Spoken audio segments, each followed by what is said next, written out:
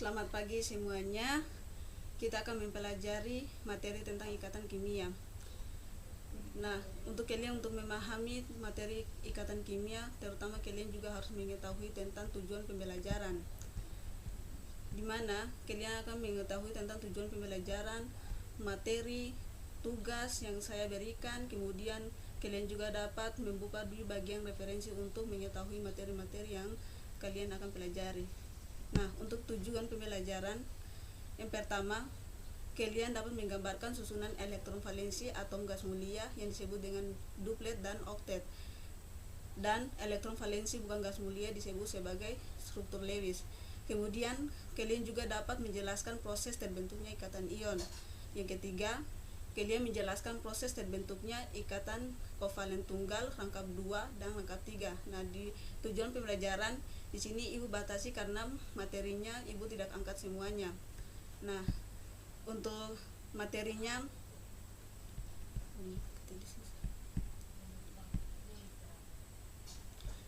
di sini kalian juga akan mempelajari tentang materi yang ikatan kimia. Yang pertama yaitu kestabilan atom. Kestabilan atom jika diamati di antara atom-atom di alam, atom gas mulia yang stabil, sedangkan atom yang lain tidak stabil. Atom-atom yang tidak stabil tersebut cenderung bergabung dengan atom lain untuk mendapatkan kestabilan. Selanjutnya, pembentukan ikatan ion. Dalam pembentukan ikatan ion, suatu atom akan melepas atau mengikat elektron atom-atom yang mempunyai energi ionisasi rendah, misalnya atom-atom dari unsur golongan 1A dan 2A dalam sistem periodik unsur akan mempunyai kecenderungan untuk melepaskan elektronnya, sedangkan atom-atom yang mempunyai afinitas elektron yang besar, misalnya atom unsur golongan 6A dan 7A dalam sistem periodik unsur akan cenderung mengikat elektron. Nah, di sini dalam pembentukan ikatan ion, ikatan yang stabil di sini yaitu ikatan A. Tetapi ikatan Na ini belum dikatakan konfigurasi elektron tidak stabil, karena untuk mencapai kestabilan maka dia akan melepaskan satu elektron.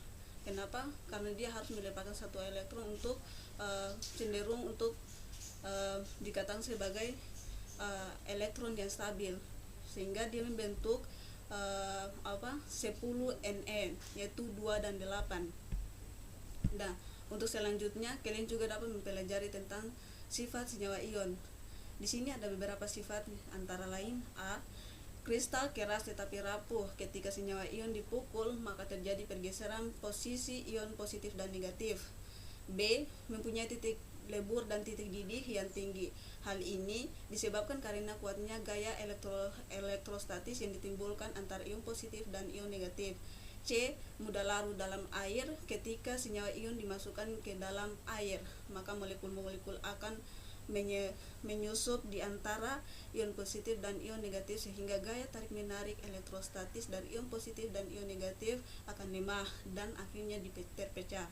D. Dapat menghantarkan arus listrik dan positif dan ion negatif apabila bergerak dapat membawa muatan listrik.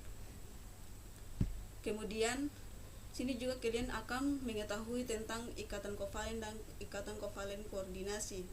Nah, di mana ikatan kovalen sendiri merupakan ikatan yang terjadi karena pemakaian bersama pasangan elektron. Jika pasangan elektron itu berasal dari masing-masing atom yang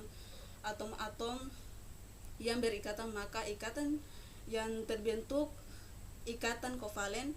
Dan apabila pasangan elektron yang hanya berasal dari salah satu atom yang berikatan, maka ikatan yang terbentuk dikatakan sebagai ikatan kovalen koordinasi. Nah, kalian dapat melihat di sini ini adalah pembentukan ikatan kovalen. Kemudian ikatan kovalen koordinasi. Ikatan kovalen koordinasi itu terjadi jika pada pembentukan ikatan terdapat pasangan elektron yang hanya berasal dari salah satu atom yang berikatan. Misalnya sulfur berikatan dengan oksigen, maka akan membentuk SO3. Inilah yang disebut dengan ikatan kovalen koordinasi, di mana pemakaian satu elektron. Kemudian kita masuk pada di bagian tugas. Nah, ini adalah tugas untuk dipelajari dan dikerjakan di rumah. Kemudian selanjutnya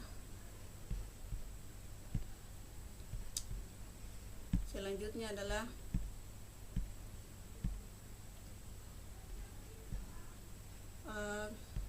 referensi dari materi yang saya barusan jelaskan. Ini adalah kalian juga bisa dapat mencari jurnal-jurnal atau materi yang sudah tertera dalam daftar pustaka ini. Kemudian sekian dan terima kasih hasil materi yang saya ajarkan hari ini. Saya ucapkan terima kasih.